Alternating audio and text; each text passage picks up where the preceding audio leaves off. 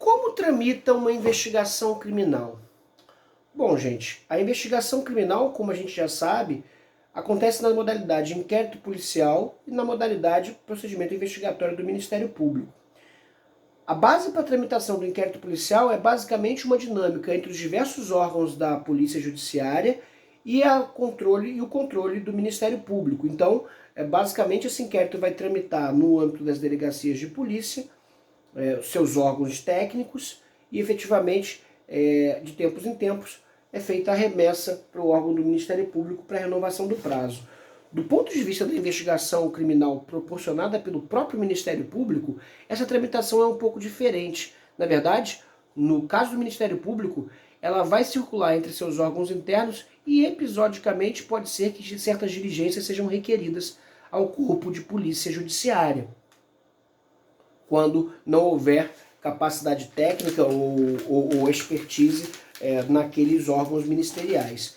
Mas o inquérito ele tramita fundamentalmente entre o equipamento das polícias técnicas, onde efetivamente podem ser realizadas as perícias, produzidos os corpos de documento, realizados os procedimentos e as diligências cujo caráter técnico é necessário e efetivamente as peças de perícia possam ser produzidas. Daí que é importante que esse inquérito policial ele tenha uma regulamentação para que não se percam os prazos. O inquérito policial, muito embora ele não tenha um prazo peremptório, por assim dizer, né? Ele não tem uma data fatal para acabar, né? Na verdade, somente a prescrição poderia determinar o fim das investigações por uma razão de direito material.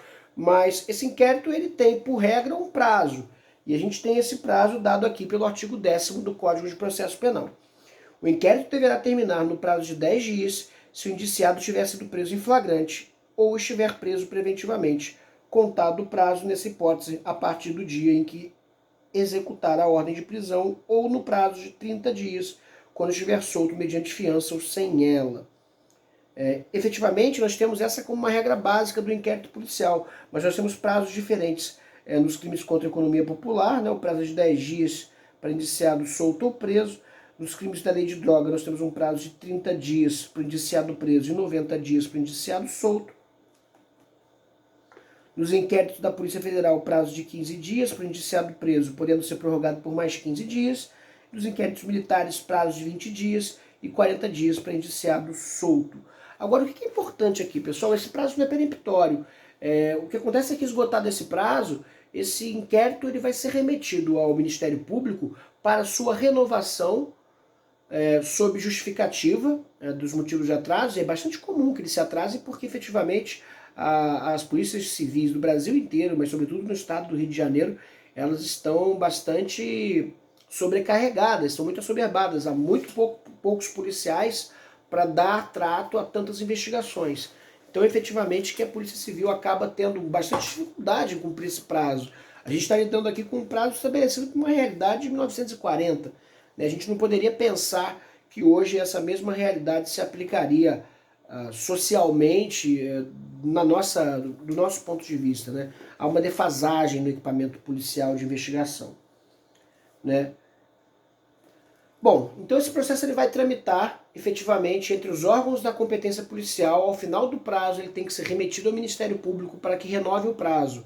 Ou, efetivamente, considerando que o inquérito policial é uma peça de informação dispensável para a propositura da ação penal, ou seja, o Ministério Público não precisa do inquérito policial para propor ação penal, embora efetivamente esse inquérito policial seja de rigor importante, para que a acusação seja formulada dentro de parâmetros mínimos, né? Para que a acusação possa ser formulada dentro de parâmetros mínimos de materialidade, autoria e seriedade do trabalho, propriamente, a gente tem que não é obrigatório. Porém, se o promotor de justiça determinar o retorno dos autos à delegacia, ele deverá também requisitar as diligências que julgar pertinentes, porque, do contrário, ele deverá interpretar que aquela investigação está concluída. Parágrafo 1º do artigo 10º. A autoridade fará minucioso relatório do que tiver sido apurado e enviará os autos ao juiz competente. Efetivamente aqui, pessoal, tem uma modificação, tá?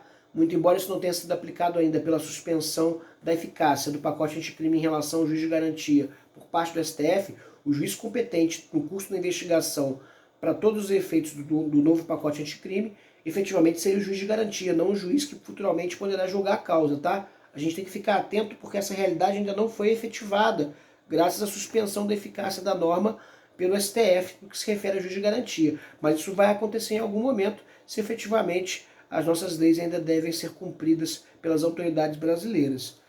Atenção que aqui, no caso, deverá ser o juiz de garantia, não mais o juiz da causa, quando efetivamente a legislação referente ao juiz de garantia passar a valer, tá? Parágrafo 2º. E outra coisa, né? Esse envio do inquérito policial, ele aqui normalmente ele é enviado ao Ministério Público, tá? Hoje o que acontece é que quem faz esse controle externo da atividade é o Ministério Público.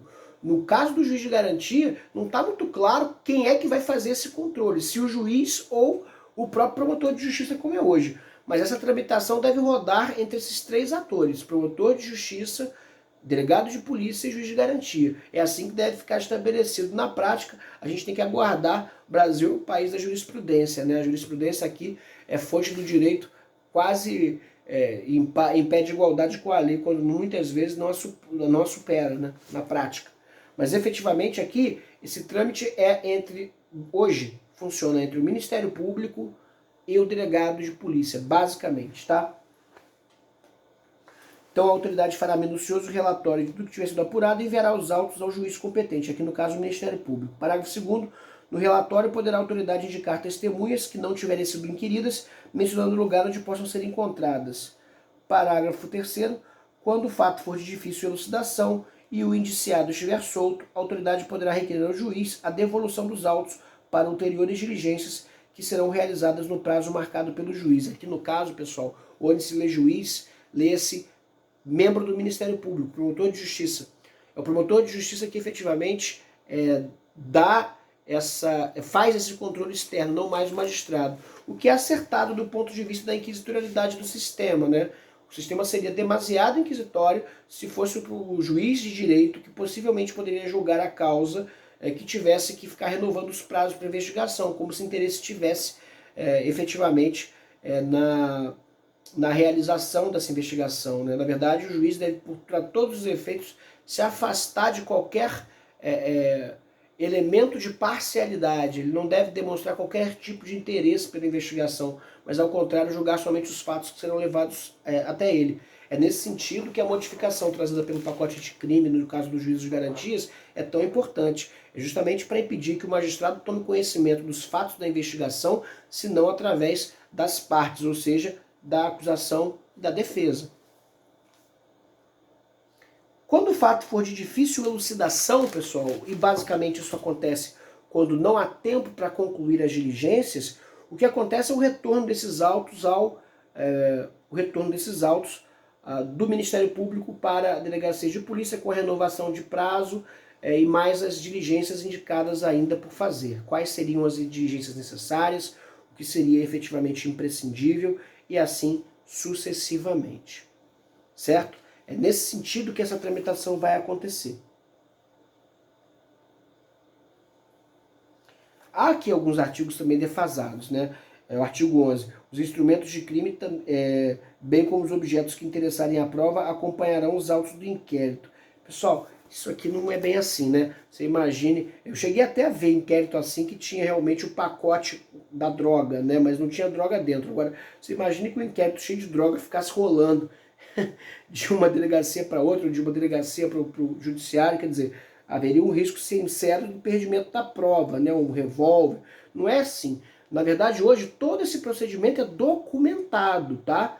Na verdade, é o auto de apreensão, na verdade, é o auto de eficiência da arma, é o exame da natureza da droga, que vai efetivamente dar essa veracidade. O inquérito não tramita com os objetos do crime, né? Você imagine, né, como é que seria isso, né? Não se deve interpretar dessa maneira, certo? Pessoal, Artigo 13. Incumbirá ainda a autoridade policial fornecer às autoridades judiciárias as informações necessárias à instrução e julgamento dos processos, na verdade, ao promotor. 2. Realizar diligências requisitadas pelo juiz ou pelo Ministério Público, na verdade, Ministério Público. 3. Cumprimento de mandados de prisão expedidos pelas autoridades judiciárias e representar acerca da prisão preventiva. Existem também aqui algumas alterações feitas pela Lei 13.344, que vão ficar de fora do nosso âmbito porque se tratam de crimes especificamente ligados ao tráfico de pessoas. O nosso objetivo aqui é tratar das investigações criminais em geral. Certo, pessoal?